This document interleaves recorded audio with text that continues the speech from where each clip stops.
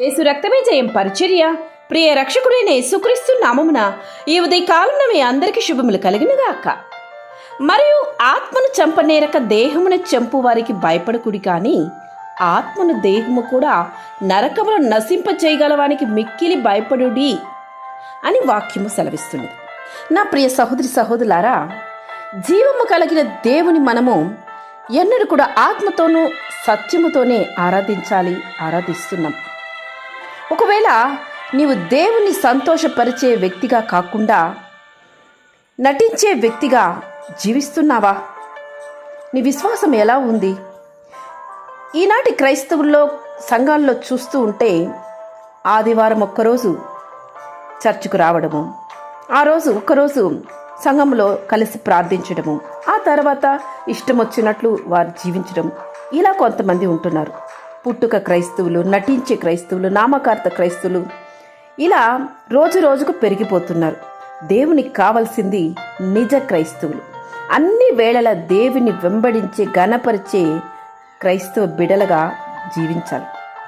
ధైర్యము కలిగి దేవునికి సాక్షులుగా జీవించే వారిగా ఉండాలని దేవుడు కోరుకుంటున్నారు.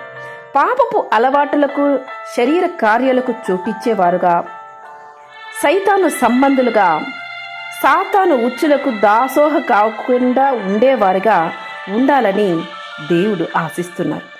ఆయన ఆశించినట్లు జీవించడానికి నీవు సమర్పించుకున్నావా? నీవు క్రీస్తును అంగీకరించినట్లయితే, నీవు ఆయనను ప్రేమించినట్లయితే, ఆయన ఆశించినట్లు పరిశుద్ధముగా నమ్మకము కలిగి జీవించాలి. ఆయనను గూర్చి ధైర్యముగా ఇతరులకు నీ ద్వారా, అంటే నీవు జీవించే జీవితం ద్వారా ఇతరులు సాక్షి నీ నుంచి పొందుకొనేలా నీవు జీవించాలి. మనుషులు ఎదుట నన్ను ఒప్పుకొని వాడు ఎవడో పరలోకమందున్న నా తండ్రి ఎదుట నేనును వానిని ఒప్పుకొందునని యేసుక్రీస్తు సెలవిస్తున్నారు. నీవు దేవునికి ప్రీతికరమైన జీవితాన్ని జీవించాలే కానీ మనుషులు కోరుకునే విధంగా, లేక నీ శరీరము ఆశించే విధంగా నిన్ను నీవు సమర్పించుకోవడానికి వీల్లేదు. ఎందుకంటే క్రీస్తు రక్తంలో కడగబడిన వ్యక్తివని, నీవు క్రీస్తు కొరకు సమర్పింపబడిన, ప్రత్యేకింపబడిన వ్యక్తివని నీవు గ్రహించాలి. నీ కొరకు దేవుడు ఇంత త్యాగముతో తన రక్తాన్ని ధారపోసారే, దాన్ని తలపోసుకొని నీవు క్రీస్తు కొరకు నమ్మకముతో నీ తుది శ్వాస వరకు జీవించాలి. ఎప్పుడు కానీ నీ కష్టాలు, నష్టాలు, అనారోగ్యము ఏదున్నా పర్వాలేదు. మనము ఈ భూమిలో జీవించబోయేది కొద్ది రోజులు మాత్రమే. ఉంటున్న ఆ కొద్ది రోజులు ఎంతటి దరిద్రతైనా, ఎంతటి అనారోగ్యము, ఇబ్బందికరమైన స్థితిలో ఉన్నను ధైర్యంగా జీవించే జీవితాన్ని యేసుక్రీస్తు కోరుతున్నారు. అలా నీవు ధన్యకరమైన జీవితాన్ని, దేవుని మెప్పు పొందే జీవితాన్ని జీవించి చూపించాలి. ఈరోజు నీవు కలిగి ఉన్న ఇబ్బంది, ఇరుకు, ఏదైనా నింద అని కూడా ఉండొచ్చు. దాని కొరకు నువ్వు దుఃఖపడవద్దు. దేవునికై నీవు సమర్పింపబడిన వ్యక్తివని నీ తుది శ్వాస వరకు ఆయన కొరకు ఆశతో కనిపెట్టి జీవించు.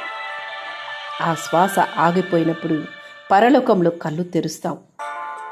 ఒకడు లోకమంతయు సంపాదించి తన్ను తాను పోగొట్టుకొని ఎడల దానికి ఏమి ప్రయోజనమని వాక్యం సెలవిస్తున్నది కదా. అలాంటప్పుడు నీవు ఈ భూమిలో ఉన్నవంతయు అశాశ్వతమైనదని గ్రహించి దేవుని కొరకైను పట్టుదల కలిగి జీవించు. అదే శాశ్వత రాజ్యం మనకు. ఆమేన్. యేసు రక్తమే జయం పరిచర్యలో మీ సహోదరి. God bless you.